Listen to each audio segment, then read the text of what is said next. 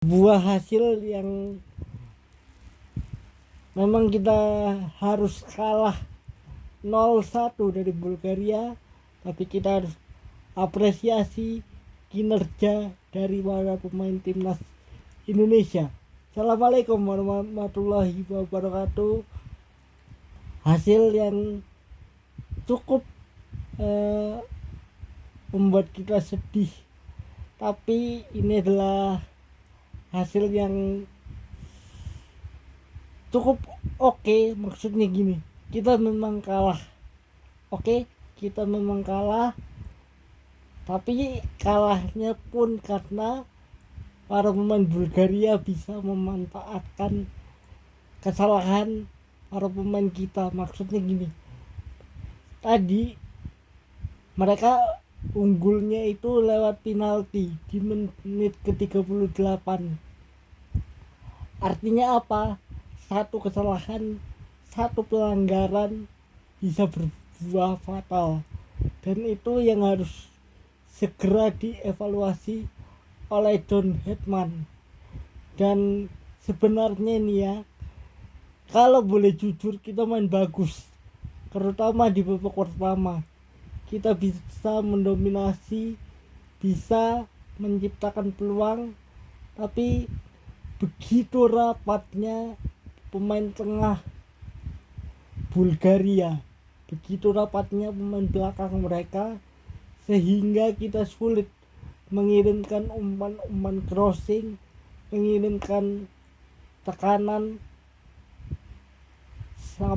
Kita memang menekan masuk ke area sepertiga akhir pertahanan mereka, tapi setelah itu kita dibikin kesulitan. Kita lumayan ada 5 atau 4 peluang tadi di babak pertama ataupun di babak kedua yang nyaris, terutama dari Ole Romeni tadi, yang tendangannya masih kena tiang atau masih kena mister. Coba kalau itu masuk, mungkin akan beda ceritanya gitu loh, akan beda ceritanya. Nah, kalau dari sisi transisi permainan, sebenarnya kita cukup oke, cukup rapi. Bahkan ini ya, para pemain Bulgaria itu tidak bisa masuk ke area pertahanan kita, dan baru di babak kedua mereka bisa melepaskan tembakan.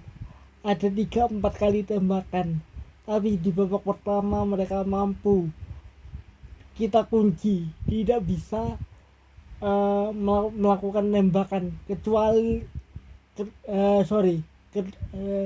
terlepas kita terlepas mereka gol dari penalti ya. Tapi kita sebenarnya pertahanannya oke, rapi, cuma itu karena kesalahan akhirnya kita dihukum.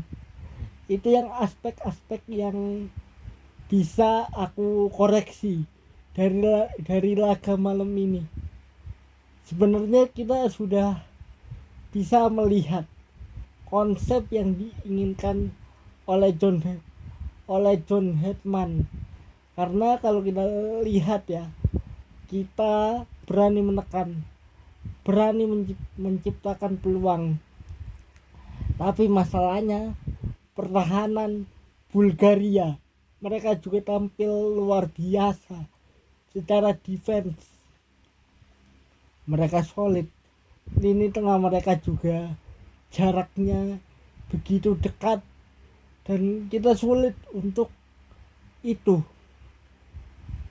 Kalaupun kita passing kita juga beberapa kali ada yang tidak akurat, itu juga harus menjadi bahan evaluasi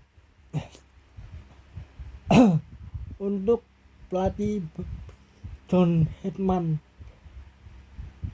Agenda kita berikutnya adalah Piala AFF, dan ini adalah tantangan baru untuk John Hetman. Karena kenapa? Para pemain diaspora yang main di luar negeri tidak bisa dipanggil karena ini bukan agenda resmi dari FIFA. Nah, ini untuk para pemain lokal harus bisa unjuk gigi untuk bisa membuktikan bahwa gua layak main di timnas karena emang gua bagus gitu loh. Dan siapapun nanti pemain-pemain yang dipanggil harus bisa menunjukkan mereka punya kualitas gitu loh. Tapi kalau kita bicara lagi laga malam ini, kita main bagus sebenarnya, kita main bagus, cuma yaitu tadi karena satu kesalahan tadi yang berujung kita harus kalah dan kebobolan.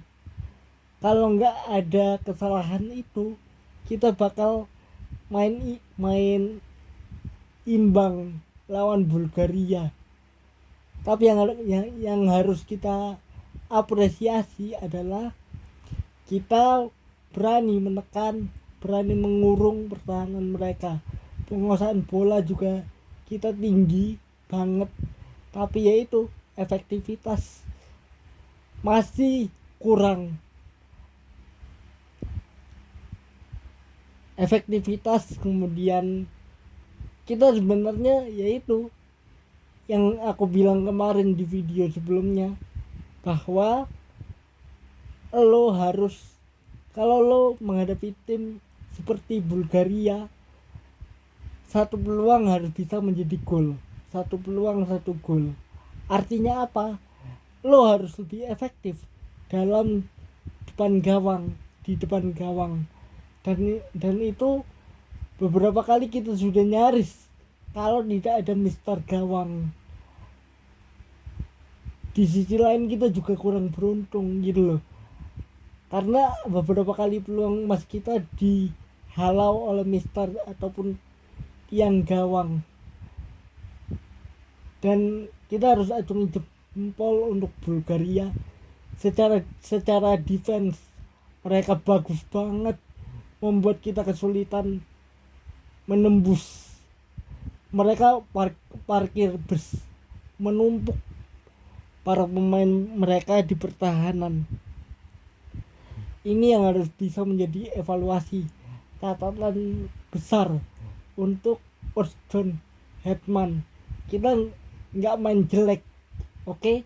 Kita mainnya oke, bagus.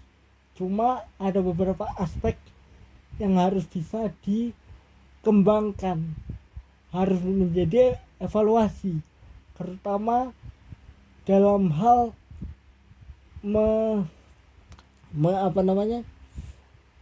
memanfaatkan peluang. Efektivitas itu penting dalam sepak bola. Percuma kalau Anda punya penguasaan bola tinggi tapi tidak bisa memanfaatkan peluang. Memang ini belum kekuatan timnas sepenuhnya, karena ada beberapa pemain yang masih cedera, masih absen, masih ada masalah seperti Dean James, kemudian Marcelino, Asnawi, Arhan juga nggak kepanggil juga kan di event kali ini. Artinya apa? Ini adalah pembangunan kerangka yang kita harus support pelan-pelan, kita harus dukung. Jangan sampai besok pagi ya di sosmed ada omongan-omongan yang gak enak. Aku berharap sih tidak ada ya, karena ini adalah uji coba. Memang ada pertaruhan poin FIFA, ada ngaruh di ranking FIFA, tapi ini sekaligus uji coba. Jadi kalaupun kalah tidak apa-apa, karena yang kita hadapi ini peringkatnya 87 dunia, jauh di atas kita, jauh. Oke, kalian harus bisa paham itu ya. Tolong video ini sampaikan ke beberapa atau ke semua netizen Indonesia agar mereka paham bahwa kalah di sini tidak apa-apa, asalkan di Piala Asia 2027 dan kualifikasi World Cup kita nggak kalah, kita bisa lolos, kita bisa juara.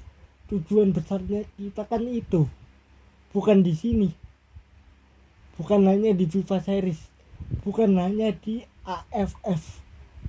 AFF itu memang kita punya target menjadi juara, oke?